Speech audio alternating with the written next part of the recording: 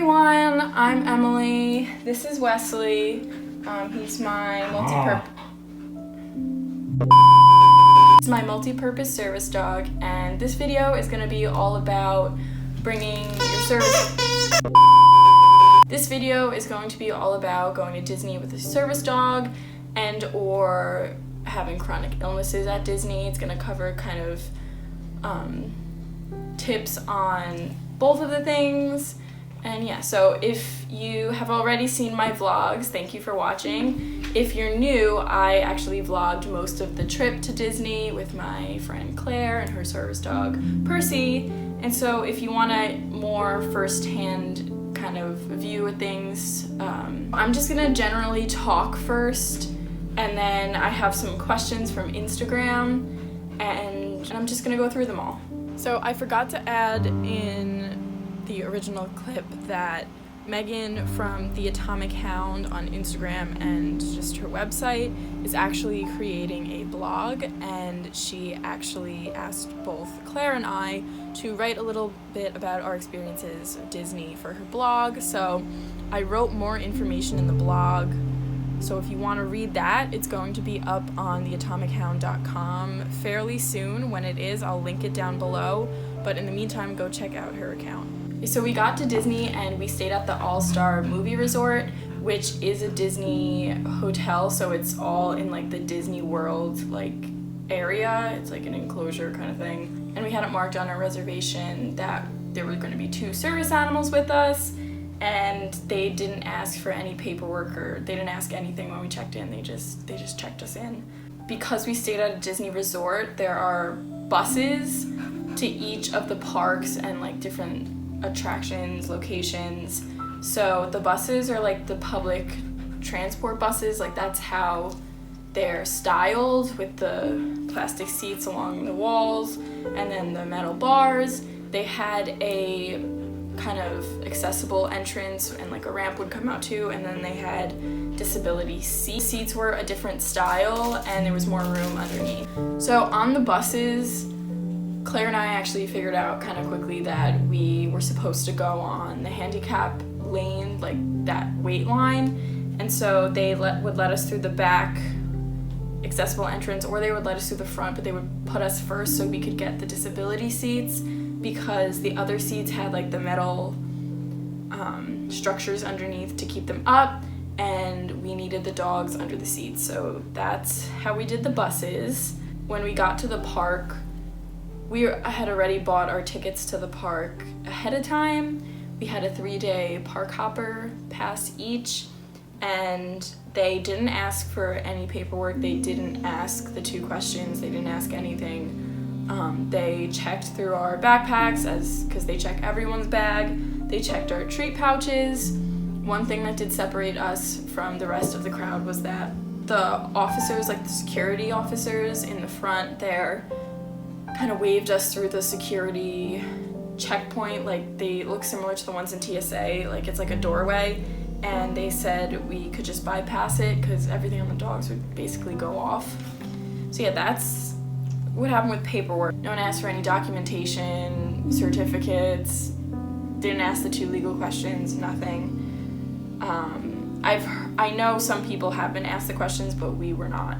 The parks opened every day at 9 a.m. unless you had magic hours, and we had magic hours since we stayed in the Disney hotel, but the days we picked for the parks didn't line up, so it was fine. We just went in at 9 o'clock like everybody else. So we would leave our hotel room at 7:45 to catch the closest bus, and we usually got there at like 8:15 or 8:30, and then we would wait to be let into the park because they don't let you in until 9. But I would definitely suggest getting there as the park opens, because the lines are shorter because there's less people obviously at first, and it's a lot cooler, which is good for both you and the dogs. Our plan was to be out of the parks by 2 p.m.-ish to avoid the heat really and the crowds, and we followed through with our plan, but I honestly thought that we were gonna get a lot more done in the time. So when you're planning your trip, and if you're planning out like specific things to do, keep in mind that unless you've been there and you have experience with the timing of Disney and everything, you're probably not going to get as much done in an hour that you want to get done. You want to do, you want to see, you want to go on.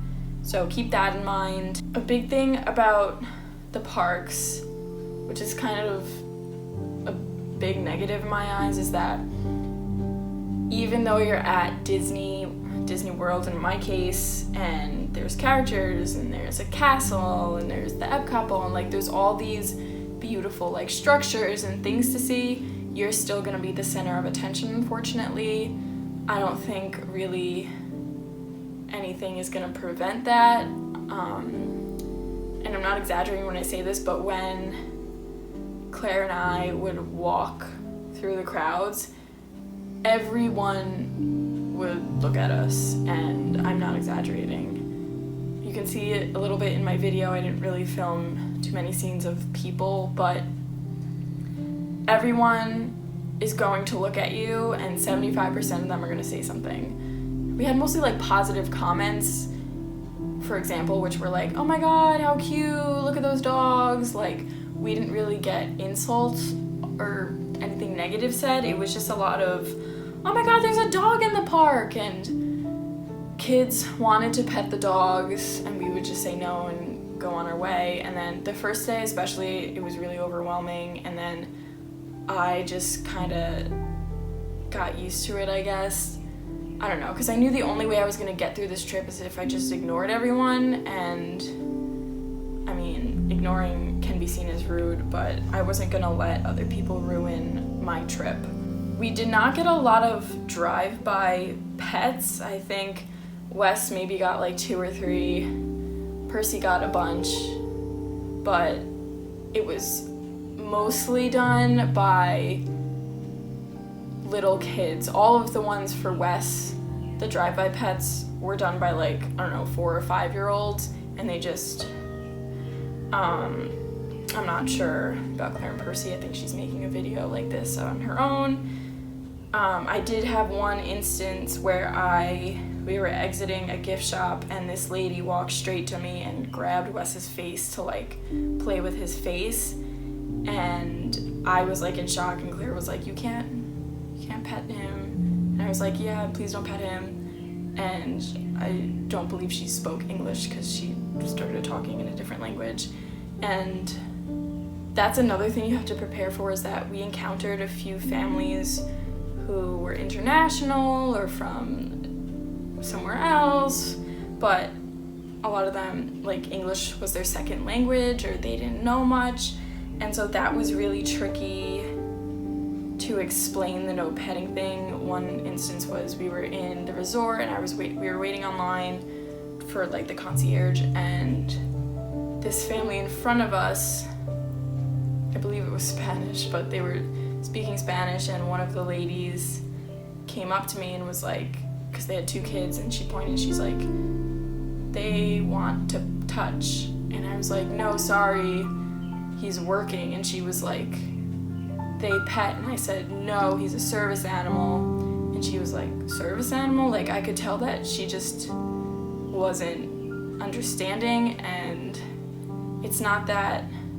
like, it's not her fault, it's just something you have to prepare for. And although it's Disney, people can be rude. If you watch your vlogs, you'll know, but as we were waiting in line to swipe our magic bands to get into Hollywood Studios, this like middle-aged man walks past us on the right, and he was carrying an umbrella, and I heard him from behind me first, and that's when I turned, but he goes, you guys are crazy for bringing dogs into Disney. And at first I didn't really know if it was like a joke or something like that, but I turned to look, and I was like, they're service animals.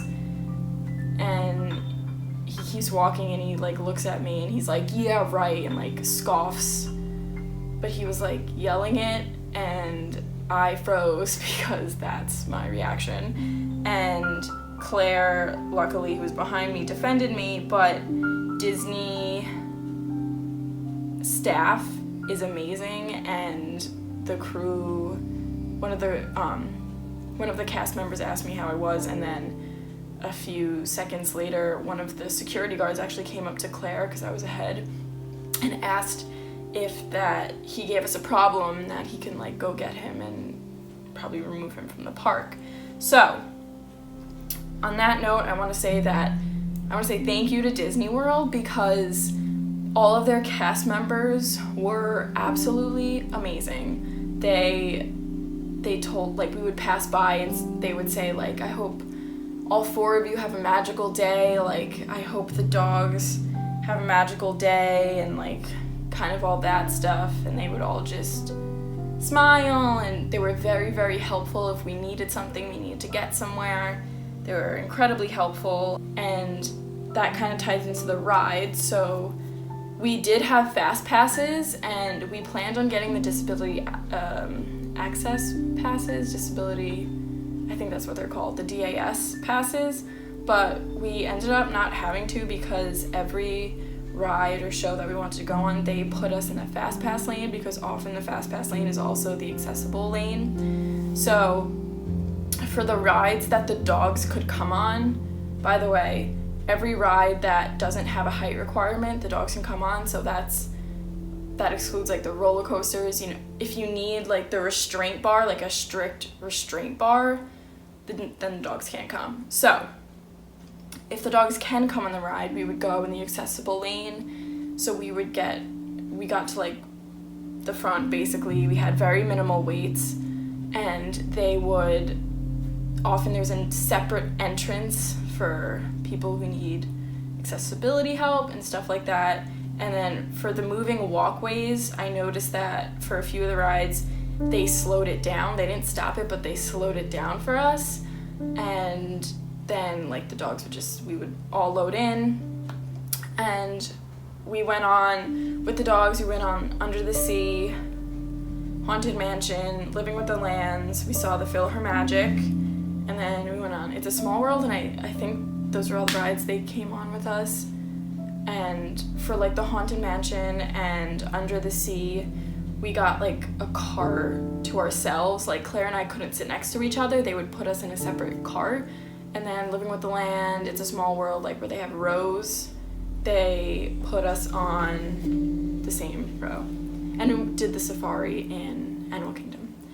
So for the rides that the dogs can't come on, the ones we went on were Big Thunder Mountain Railroad and Seven Dwarfs Mine Train. Went in the accessible lane, which is usually the fast pass lane, and they ask you right away, they're like, do you want to do the kennel or do you want to do the handler switch off?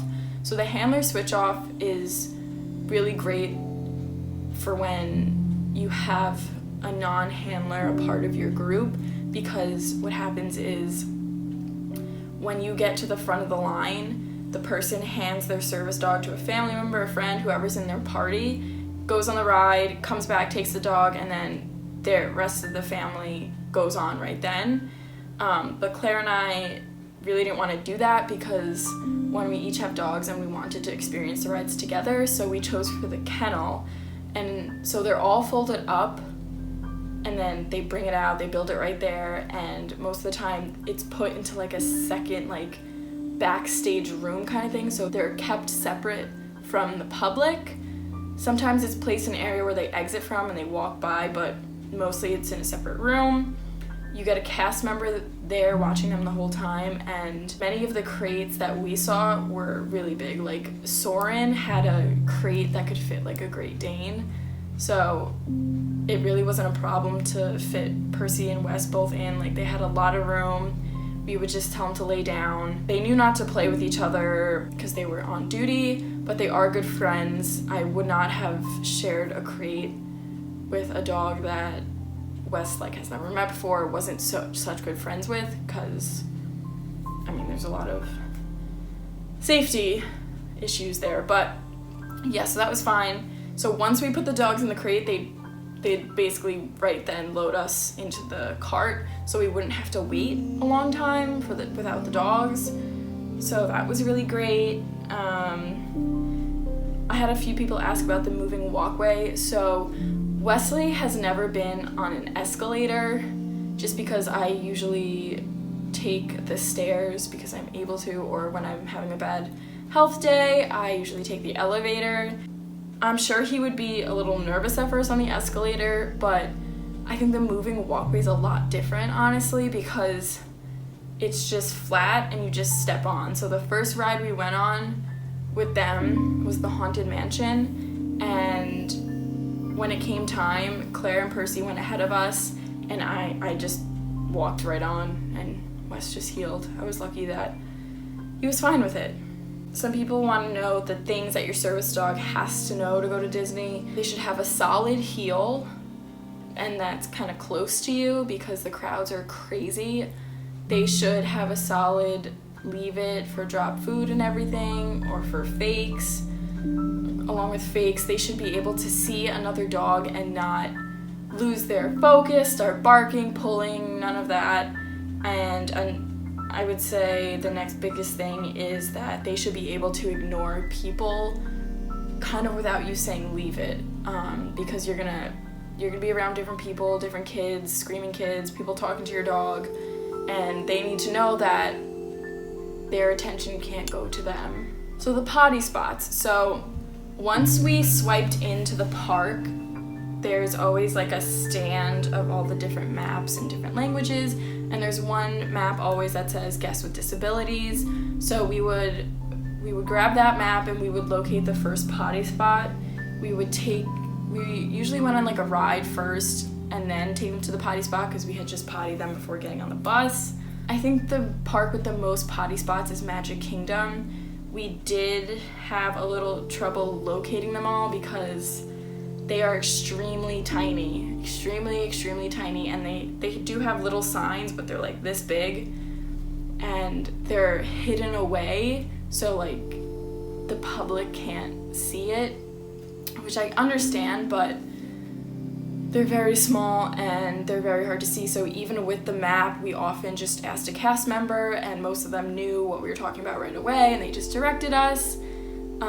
But make sure your dog knows how to potty basically on command in a small area, because they can't go sniffing around.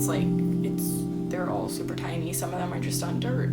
Epcot and Animal Kingdom, in my opinion, didn't have enough, but especially Epcot, because in the circle, I think there was only like 2. So with the heat was honestly really dangerous. But we looked out, our first day was cloudy, so the pavement was like cool the whole day, and we didn't put on the cooling coats. We did put on boots when we would go later in the afternoon to meet with my family for dinners, and we'd be walking through the park in the late afternoon.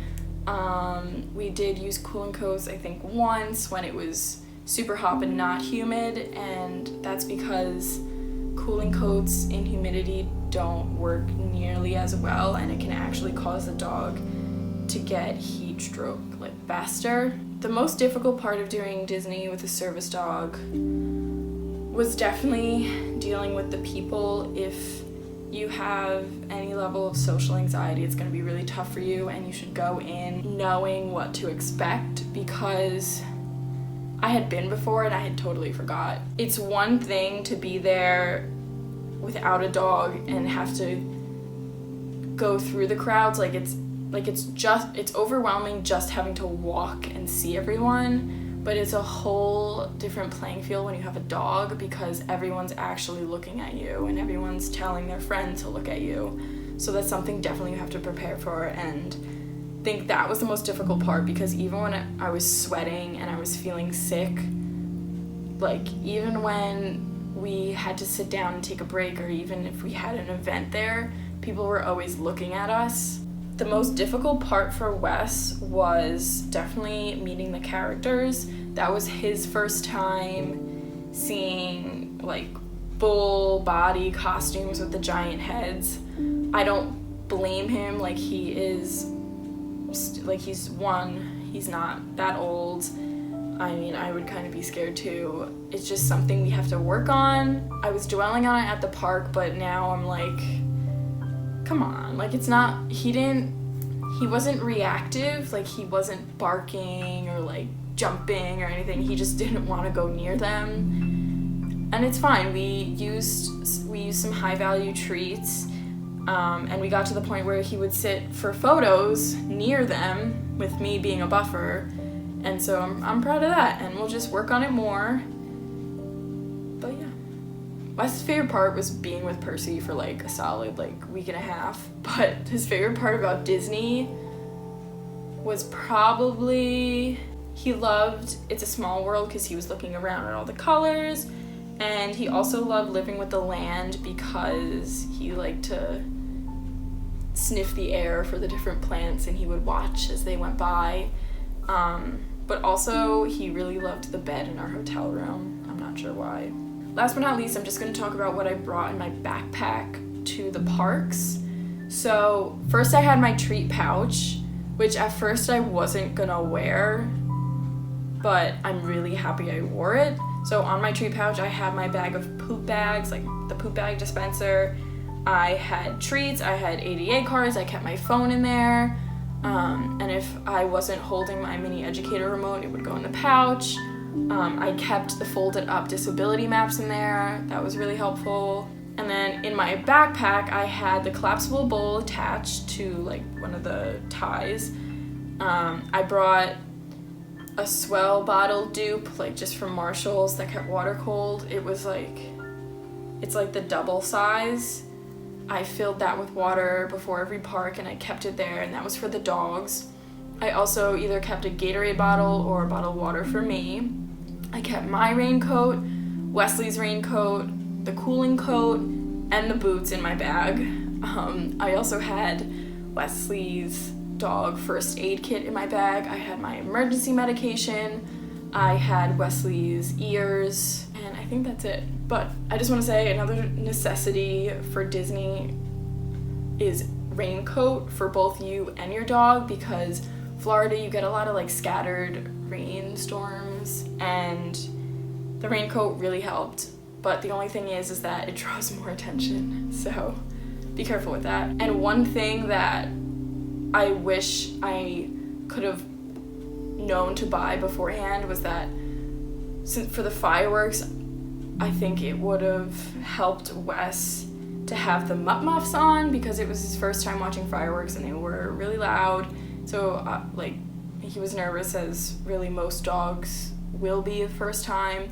I did have hot dogs for him, but yeah, I think muffs would have been really helpful. One last thing for chronically ill people. Claire and I took breaks literally every 20 minutes. We would sit down outside in the shade, we would go into a souvenir store, we would purposely go get food in a restaurant, and we took long breaks. We would take like 15, 20, 30-minute breaks, or if it was a meal, it would be longer, and we really needed that to keep going in a way. So those breaks were really important, and again, with the cast members, there were a few points where we needed to get somewhere away from people, and they were really helpful about doing that. It wasn't just that we wanted to sit, we needed to get somewhere for either a medical event or anything, but they were really helpful in kind of shielding us, finding us a little nook somewhere. That was really helpful, and they were all just really eager to help us, and I think that was beautiful. Thanks guys for watching. I hope I answered your question. If I didn't, please ask it down below and I will do my best to reply soon. And I just really hope this was helpful, especially if you're going to Disney or if you want to. And yeah, thanks for watching.